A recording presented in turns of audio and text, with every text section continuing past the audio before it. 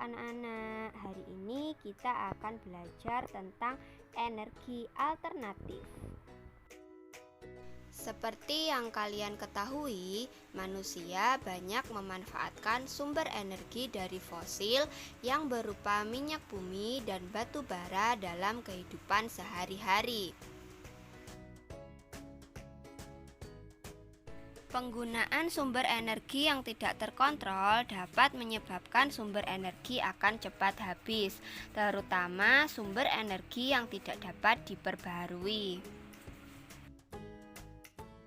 Nah, untuk mencegahnya, kita dapat menggunakan energi alternatif.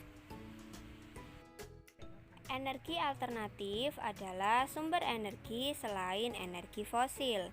Sumber energi alternatif ini tersedia dalam jumlah sangat banyak dan tidak akan pernah habis meskipun digunakan terus-menerus.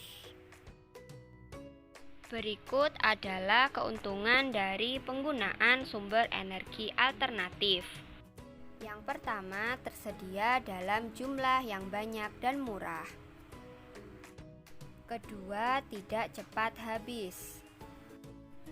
Yang ketiga, dalam pengolahannya akan menghasilkan sedikit polusi. Dan yang terakhir, ramah lingkungan dan juga aman. Berikut adalah contoh sumber energi alternatif. Matahari, angin, air, panas bumi, gelombang air laut, bahan bakar bio, dan energi nuklir. Matahari merupakan sumber energi utama yang ada di bumi. Matahari memiliki banyak sekali manfaat untuk kehidupan manusia. Energi matahari juga dimanfaatkan sebagai sumber energi pada pembangkit listrik tenaga surya. Pada saat ini, sel-sel surya sudah biasa dijumpai di atap-atap rumah, rumah sakit, maupun hotel-hotel. Panel surya dapat mengubah cahaya matahari menjadi energi listrik. Penggunaan panel surya juga sangat ramah lingkungan. Dan pemanfaatan panel surya juga membantu menghemat biaya penggunaan listrik harian kita.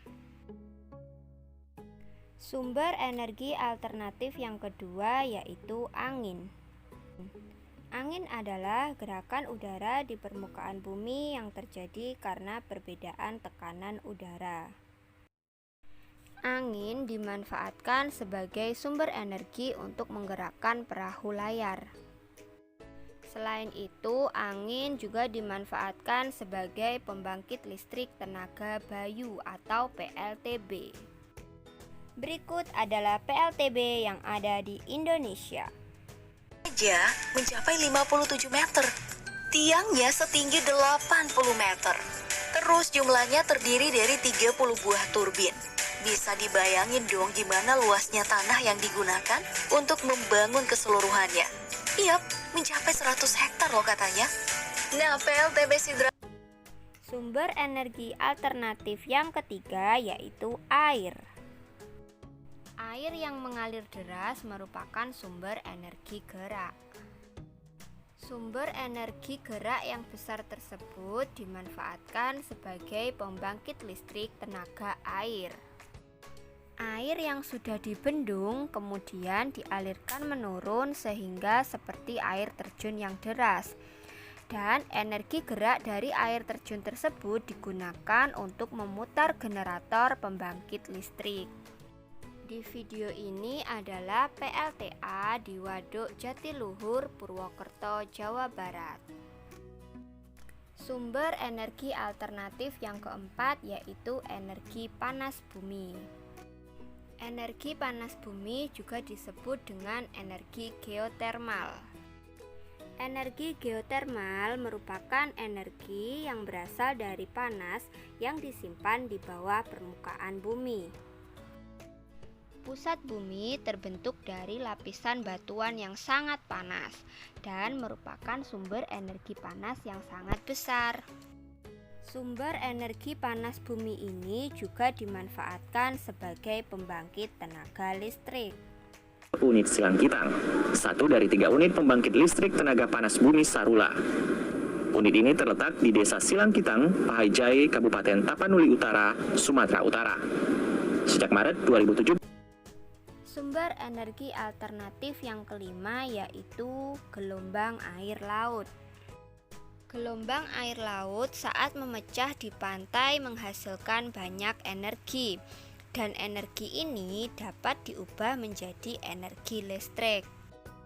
Pisau fleksibel yang dimodelkan seperti sirip lumba-lumba. Ini didukung oleh tangkai yang berlabuh ke dasar laut dengan kabel tambat, seperti baling-baling fleksibel dan bisa ditekuk di bagian bawah tekanan.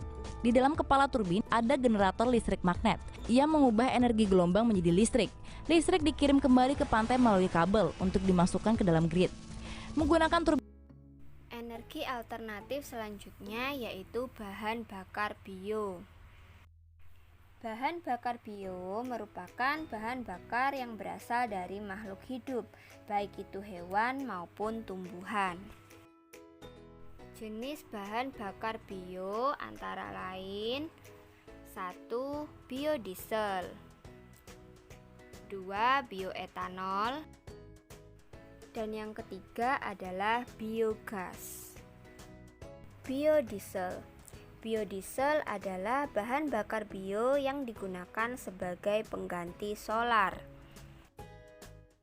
Biodiesel berasal dari tumbuhan seperti bunga matahari, jarak, kelapa sawit, kacang tanah, dan juga kedelai. Yang kedua yaitu bioetanol. Bioetanol merupakan bahan bakar bio yang digunakan sebagai pengganti bensin. Tanaman yang bisa diolah menjadi bioetanol misalnya singkong, jagung, sagu, dan ubi. Bahan bakar bio yang selanjutnya yaitu biogas. Biogas berasal dari kotoran hewan. Penguraian kotoran hewan dengan bantuan bakteri akan dihasilkan gas metana yang digunakan sebagai sumber energi panas pada kompor. Nah, berikut ini adalah video simulasi tentang pembuatan biogas. Bakal ditampung di bagian bawah. Seiring waktu timbul reaksi fermentasi atau aktivitas anaerobik di dalam digester. Dalam waktu 3 hari, gas perlahan muncul dan kemudian ditampung pada bagian atas digester yang berbentuk kubah. Kandungan utamanya berupa gas metana dan karbon dioksida.